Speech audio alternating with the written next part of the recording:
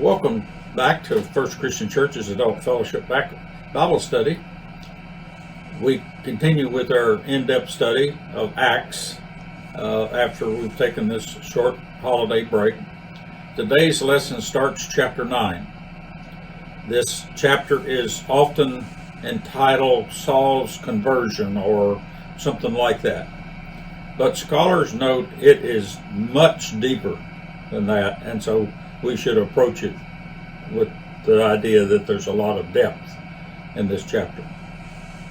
Recall that in chapter 8, the Hellenistic Jewish Christians had been pushed out of Jerusalem and were ministering to the Samaritans, the Palestinian Jews, and other Jews that were passing through.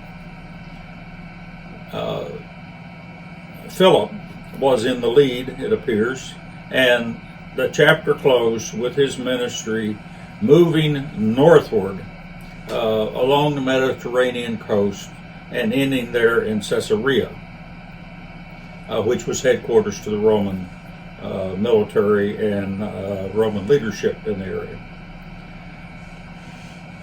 It appears that Luke has the Judean Jewish Christian converts, though, which would have been all the disciples would have qualified as, remaining in Jerusalem with the apostles. That's where he sort of ended chapter 8. Saul, a Pharisee, and I might add a diaspora Jew, which probably was an oddity, was the lead persecutor of these Greek-speaking Hellenistic Jews that were Christians. Luke, the author of Acts, picks up the storyline in Acts chapter 9 with that persecution being escalated. So let's read the first 9 verses of chapter 9 in the New Revised Standard Version. Meanwhile, Saul, still breathing threats and murder against the disciples of the Lord, went to the high priest and asked him for letters to his synagogues at Damascus, so that if he found any who belonged to the way, men or women, he might bring them bound to Jerusalem. Now, as he was going along and approaching Damascus, suddenly a light from heaven flashed around him. He fell to the ground and heard a voice saying to him, "Saul, Saul, why do you persecute me?" He asked, "Who are you, Lord?"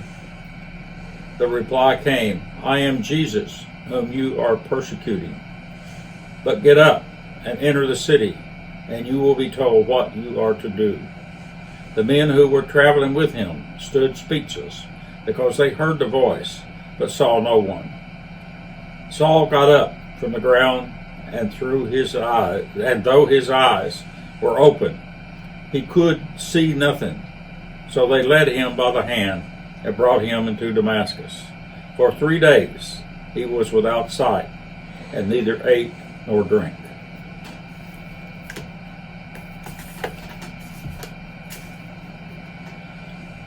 Scholars are quick to note how strongly the tie is with the story flow in chapter 8 as we start here in chapter 9. With that opening phrase, "Meanwhile," Saul breathing murderous threats against the disciples, depending on the translation.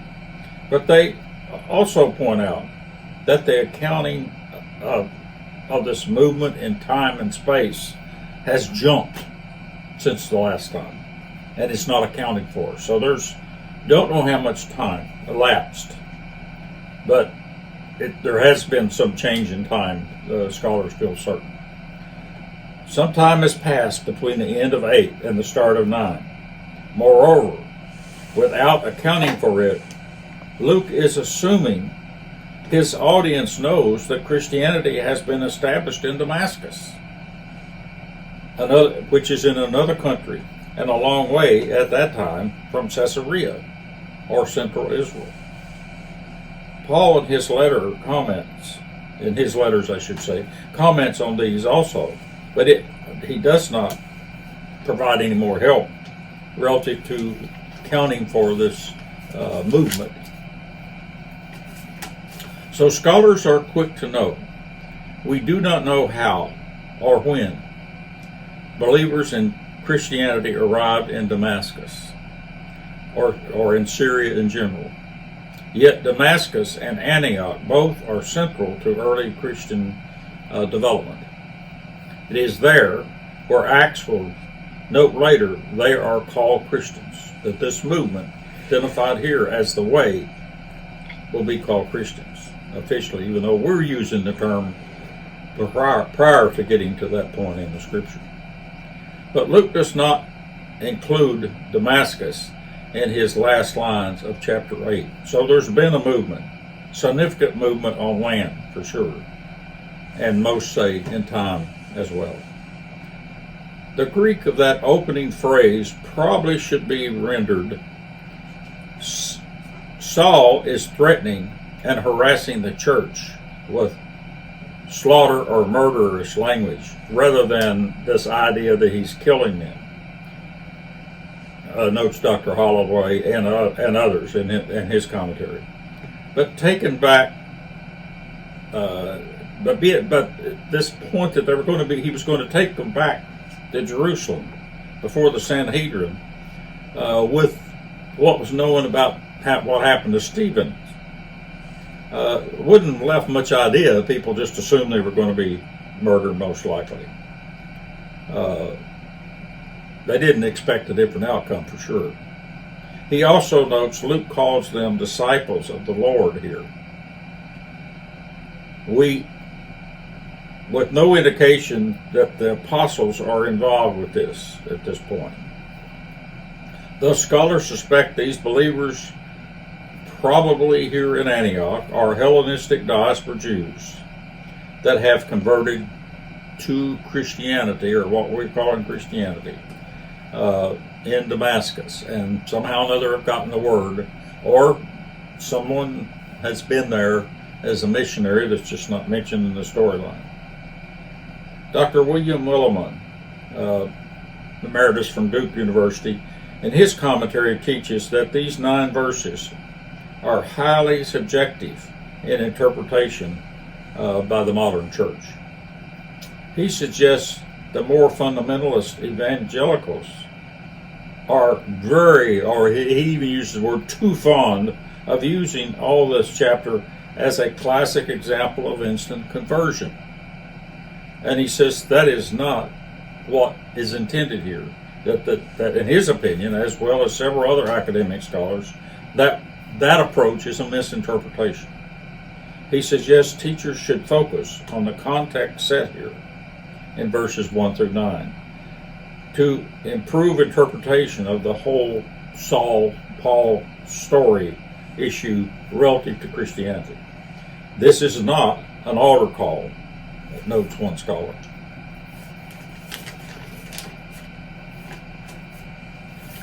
Several others note Luke has placed this Damascus Road story in the middle of this movement within Christianity.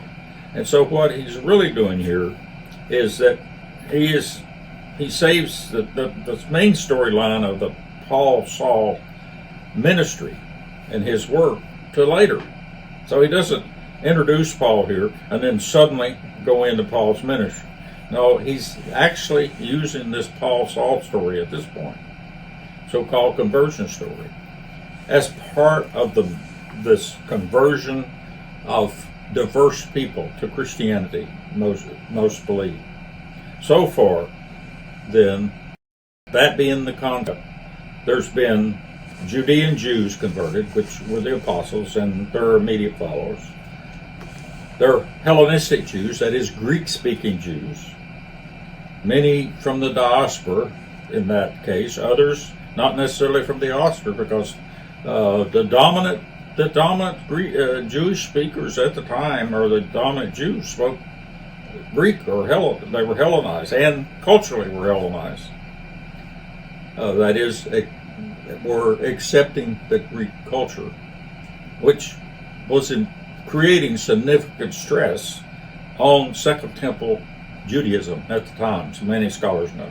So Judean Jews becoming Christians, Hellenistic Jews becoming Christians, Samaritans becoming Christians, the Ethiopian eunuch becoming Christian, and others that they encountered along the way.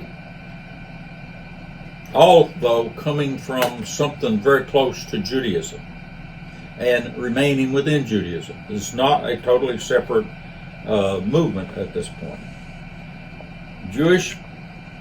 The Jewish movement then was the Second Temple Judaism was prosecuting this movement, and Paul was a Pharisee Jew, was the chief prosecutor. Its peers is the idea, and now he has been converted to Christianity, or that will be the storyline that will develop. And Luke will go on to include Gentiles, but not yet. So far we haven't had a true Gentile conversion. Each conversion becomes more dramatic and further away from the start of Christianity in Jerusalem at the temple. That seems to be how scholars say that's sort of how Luke is using this conversion story here, rather than as this altar call, instant conversion idea. Dr. William Willimon says Luke sadly tells us nothing about Saul's background or inner motives here, except he is enemy number one for this group called the Way, or as we think of as the church at the time. At this point, we know that already, more or less, from the Stephen's story, he is their primary enemy. Luke just drops him back into the story during this storyline of spreading of the Christian movement and those types that are being converted. And Saul is hard at work doing his job as a Pharisee in Second Temple Judaism to eradicate this movement. Saul here is operating with zeal as an Orthodox Pharisee, a Jew, belief and practicing Second Temple Judaism. Of his day, he would not be considered, as some people like to think, as a loose cannon. No, he's classic Orthodoxy for the time and space of Second Temple. Pharisees, we have to remember, were responsible for the theological and interpretation of the law, the Jewish law. Thus,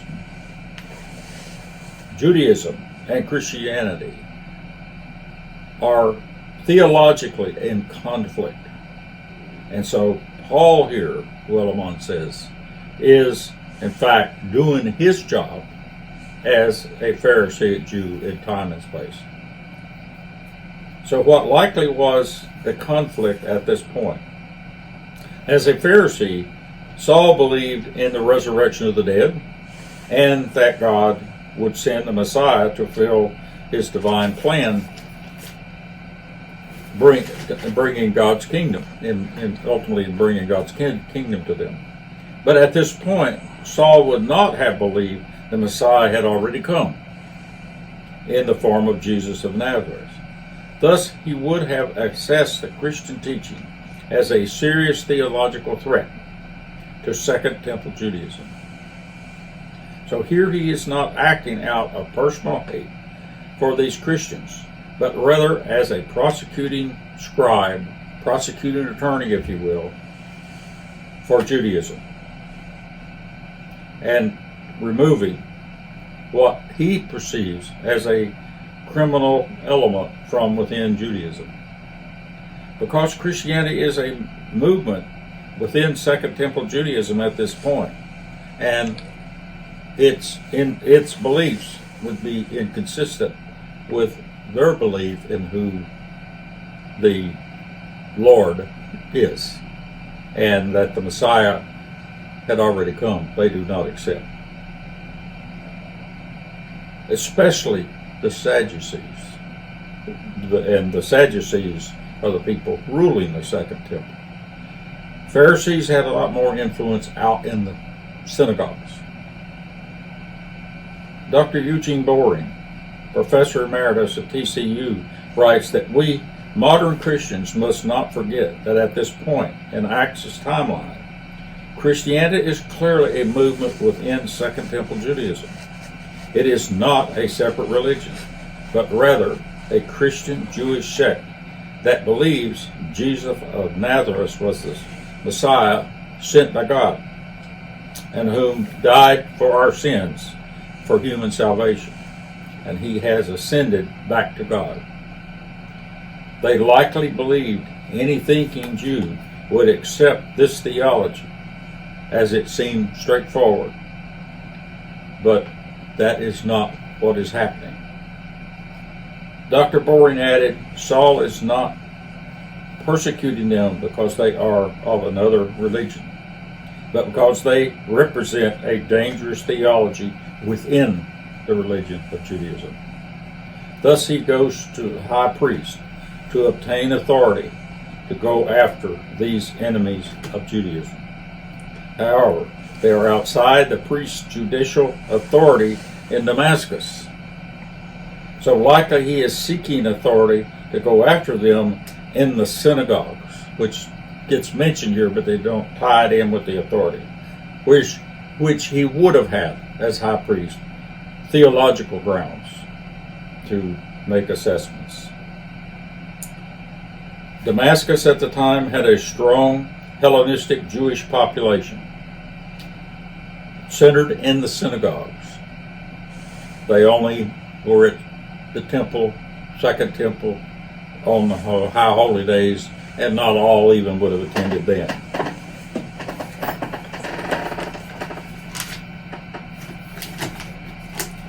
Here in Acts, Luke refers to these Christians as the Way.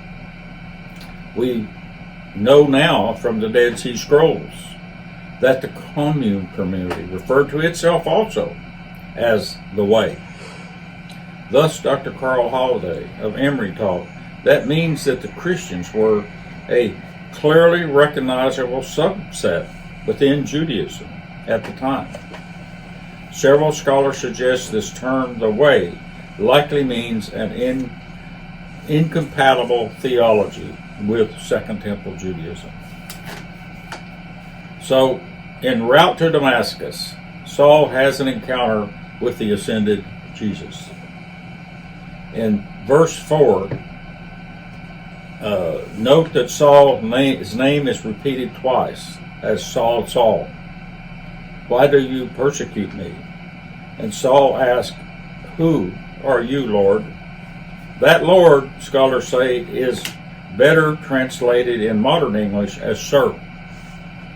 Scholars say it does not mean he is submitting to Christ there as his Lord at this point. They also just suggest that repeated name that Saul, Saul is to call up Old Testament encounters between God and angels, such as Abraham, Abraham in Genesis 22, Jacob, Jacob in Genesis 46, or Moses, Moses in Exodus. In other words, God is issuing, in each of those repeat names, major interventions by God into mankind was an idea in Judaism. Jesus responds, I am the one you are persecuting. Notice Jesus does not say, who are you persecuting? No, he leaves no option to maneuver and closes the question relative to Paul. There's going to be no debate. We Christians probably think that is coming from heaven at God's right hand. The idea scholars teach is this response places this appearance in the same category as the interventions of God in mankind's or human activity, as the Moses is Mount Sinai event, the Jacob appearances, and Abraham's call. So God has called Paul, or Saul at this point. As a Pharisee, Saul would have grasped immediately, with his name being repeated, that he was receiving a call. And now he's going to be troubled, because he was on a call. He was under orders of the high priest. Paul is temporarily blinded by Jesus' appearance here for 3 days, and he fasts for 3 days. Scholars debate the significance of these 3 days, but several note it is likely connected to Old Testament penance,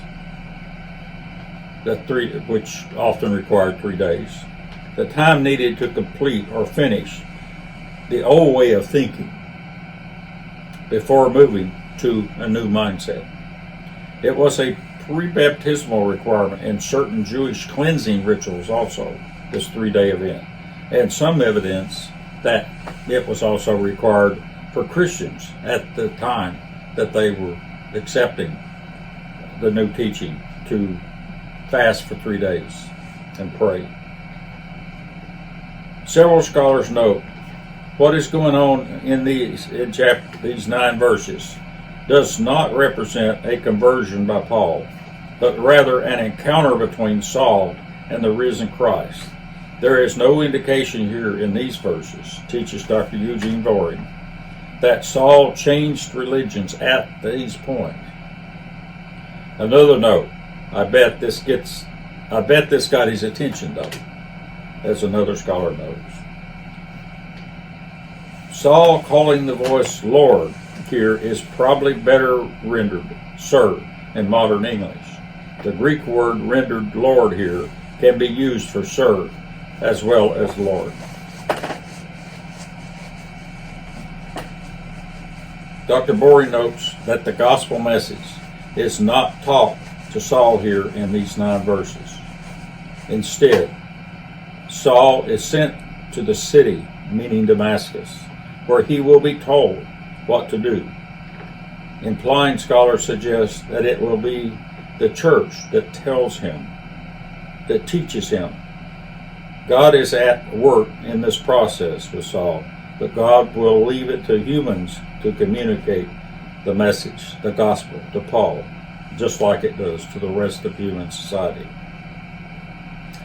Dr. Boring and Dr. Craddock, in their New Testament commentary, note that some scholars say that verse 8, Saul's eyes are open, but he couldn't see nothing. This is likely means more than physical blindness. It's more likely mind fog, they suggest. He does not understand, in other words. He is mentally blind. Others suggest to note that there are no witnesses to this even happening except the two that are there, and they don't see anybody. But they do not understand what is going on. They hear nothing. They hear things, but they can see nothing except Paul's behavior. But they meet the requirement in Judaism of 2 witnesses. Seems to be their reason for even being present at the time.